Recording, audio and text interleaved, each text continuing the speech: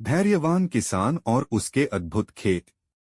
एक समृद्ध गांव के किनारे नामकरण नाम का एक किसान रहता था। वह गांव का सबसे धैर्यवान और कठिन परिश्रमी किसान था। नामकरण के पास एक छोटा सा खेत था, जिसमें वह अपने सभी प्रयासों के बावजूद अपनी फसलों को लहलहाते हुए नहीं देख पाया था। एक शाम जब वह उदास मन से अपने सूखे खेतों को देख रहा था, तभी एक रहस्यमयी साधु उसके खेत के पास से गुजरा। साधु को नामकरण की कठिनाई का आभास हो गया और उसने नामकरण को एक मंत्र दिया, जिसे रोज खेत में जाकर 3 बार दोहराने की सलाह दी। साधु ने कहा, इस मंत्र के प्रभाव से तुम्हारे खेत में अद्भुत फसल उगेगी, बस तुम्हें धैर्य रखना होगा और मंत्र में विश्वास बनाए रखना होगा। नामकरण ने साधु के निर्देशों का पालन किया और उसके बताए मंत्र को नियमित रूप से जपने लगा। कुछ ही दिनों में उसके खेत हरे भरे हो गए और फूलों और फलों से लद गए।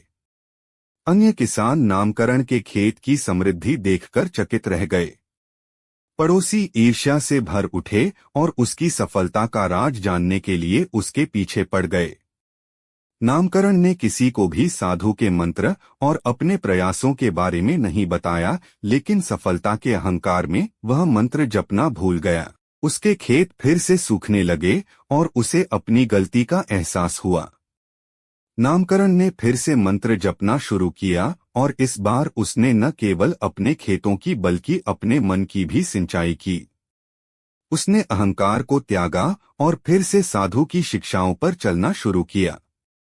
उसके खेत फिर से लहलहाने लगे और इस बार उसने अन्य किसानों की भी मदद की, उन्हें उसी मंत्र से अवगत करवाया और समझाया कि कठोर परिश्रम और धैर्य से ही वास्तविक सफलता मिलती है। बदले में अन्य किसानों के खेत भी फलने फूलने लगे और गांव में समृद्धि की नई लहर आई। यह सब नामकरण की धैर्य और उदारता का प्रतिफल था। नैतिक शिक्षा, धैर्य और विश्वास के साथ किया गया परिश्रम हमेशा सफलता की ओर ले जाता है, और सच्ची सफलता वह होती है जिसमें सबका भला हो। कहानी में अब एक नया मोड़ आया। नामकरण द्वारा सिखाए गए मंत्र का जादू गांव के हर खेत में चलने लगा था। गांव में समृद्धि का सैलाब आ गया। लेकिन जैसा कि हमेशा होता है, सफलता ईर्ष्या को जन्म देती है। आस पड़ोस के गांव के लोग जब इस गांव की समृद्धि की चर्चा सुनने लगे, उन्हें लगने लगा कि शायद यह गांव कुछ जादू टोने से इतना समृद्ध हो रहा है। ऐसे में एक लोभी साहूकार जिसका नाम लोभधन था, उस गांव में आया और नामकरण से मिलकर उस मंत्र के विषय में जानने की कोशिश की।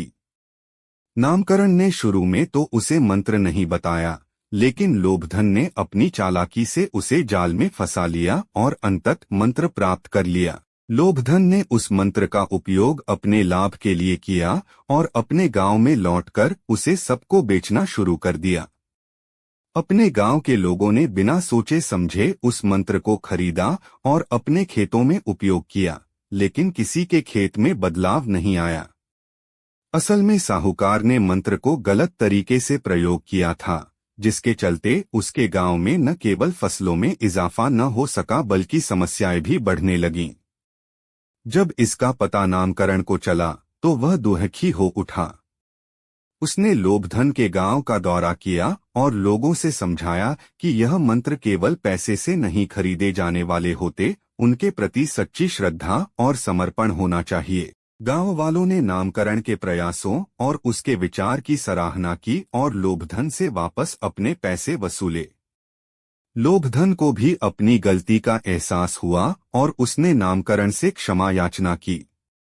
अंत में नामकरण ने गांव के लोगों को सिखाया कि कड़ी मेहनत, ईमानदारी और धैर्य के साथ किया गया कर्म ही सफलता दिला सकता है और मंत्रों का जादू उनकी श्रद्धा से होता है। इस तरह 2 गांव एक साथ फिर से समृद्ध और खुशहाल हो गए। नामकरण का नाम सभी गांवों में प्रसिद्ध हो गया और उसे एक सम्मानित व्यक्ति के रूप में पूजा जाने लगा। नैतिक शिक्षा, सही मार्ग और विधि से किया गया प्रयास ही सफलता का राज होता है, और छोटे छोटे लालच हमें सच्ची खुशी नहीं दे सकते।